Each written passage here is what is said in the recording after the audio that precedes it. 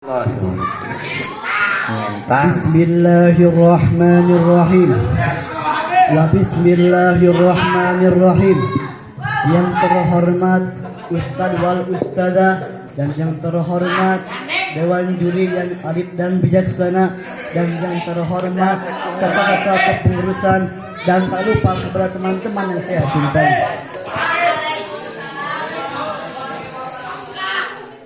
Orang mancung bertemu orang mancung berkata hello cung. Orang pesek bertemu orang pesek berkata hello sek. Orang gendut bertemu orang gendut berkata hello dut. Si mancung bertemu si pesek, si gendut salam. Akhirnya mereka pun berkata Assalamualaikum warahmatullahi wabarakatuh. Asakanlah.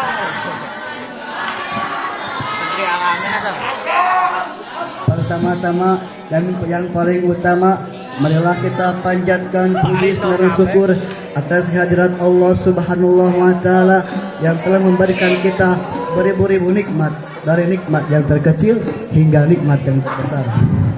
Contoh nikmat yang terkecilnya, Allah memberikan sebuah bulu yang dimana yang sering kita anggap tidak terpakai, ternyata itu menjadi sebuah hiasan bagi kita. Allah memberikan sebuah bulu rambut yang dimana untuk memberi kesempurnaan bagi kita. Turun lagi ke bawah, Allah menurunkan bulu halis yang dimana untuk memberikan kesempurnaan bagi wajah kita. Turun lagi ke bawah, Allah menurunkan bulu mata yang dimana untuk menyaring debu masuk dalam mata. Turun lagi ke bawah, Allah menurunkan bulu hidung yang dimana untuk menyaring debu yang kotor. Turun lagi ke bawah, Allah menurunkan bulu kumis yang dimana untuk menjadi kemajuan bagi seorang lelaki. Turun lagi ke bawah, Allah menurunkan bulu janggot yang dimana untuk melarang nasi itu ke lantai. Turun lagi ke bawah, Allah menurunkan bulu jempol yang dimana naudzubillah kalau ada sampai ke atas. Dan tak lupa pula salawat beserta salam mari kita panjatkan kepada baginda alam yakni Habibana wa Nabiyana wa Maulana Muhammad. Karena beliau dari zaman nenek-nenek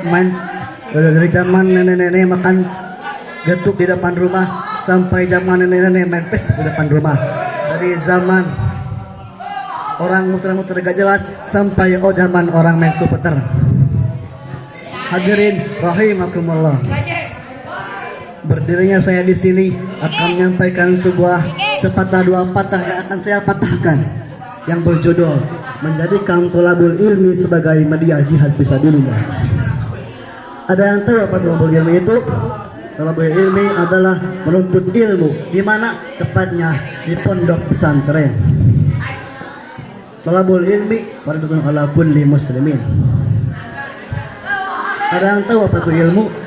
Menurut Imam Hakim, ilmu adalah kemuliaan yang tidak ternilai harganya.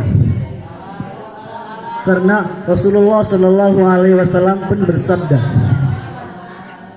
"Man anfaqa dirhaman ala talabul ilmi, faka'annama anfaqa mithla jabali Uhudin minal zahabil fi ahmari fi sabilillah."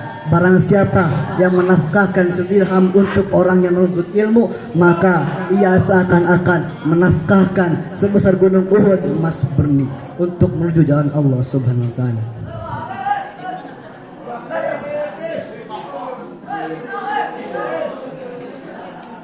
Contohnya ketika di zaman Nabi Sulaiman alaihissalam, ketika Nabi Sulaiman ditawarkan oleh Allah antara ilmu, harta dan kerajaan. Namun Nabi Sulaiman malah memilih ilmu, dan karena ilmu Nabi Sulaiman pun memilih mendapatkan harta dan kerajaan. Tuh, Nabi Sulaiman adalah memilih ilmu. Untuk itu kita harus terus mencari ilmu. Tetapi dalam mencari ilmu berbanyak berbagai cobaan.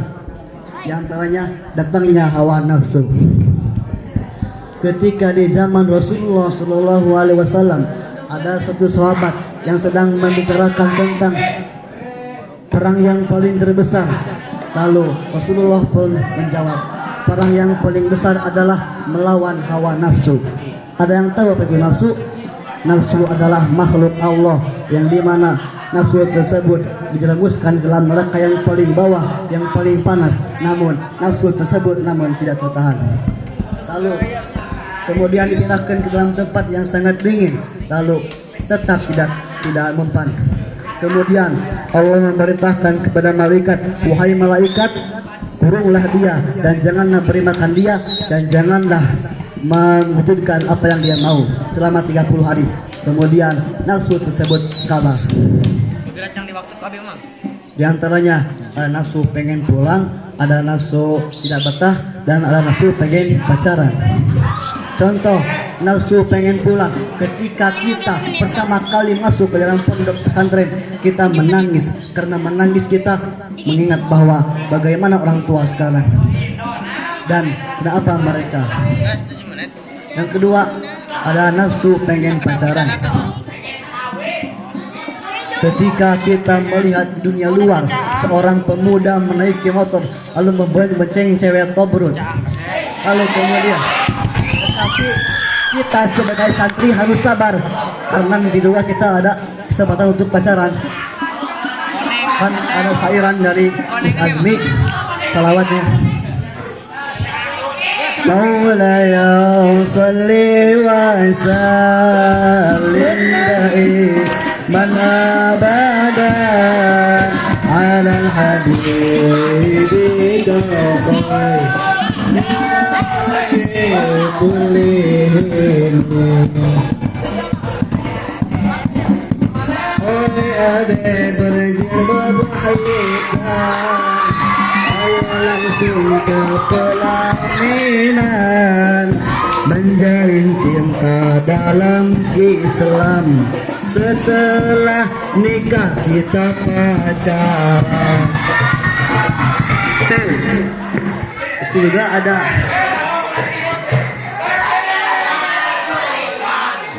Karena Islam mengajarkan kita untuk ta'aruf, khitbah, dan menikah.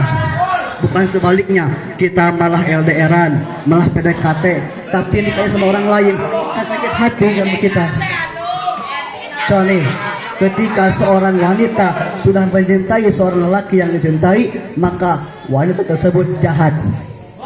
Kenapa dia disebut jahat? Contoh, Nabi Yusuf dipenjarakan oleh Siti Zulaikha karena apa? Karena dia sangat mencintai lelaki yang dia cintai. Untuk itu, dari awal sampai akhir saya sampaikan bahwa kita harus terus mencari ilmu. Sekian yang saya sampaikan. Wabillahi taufiq wal hidayah. Wassalamualaikum warahmatullahi wabarakatuh.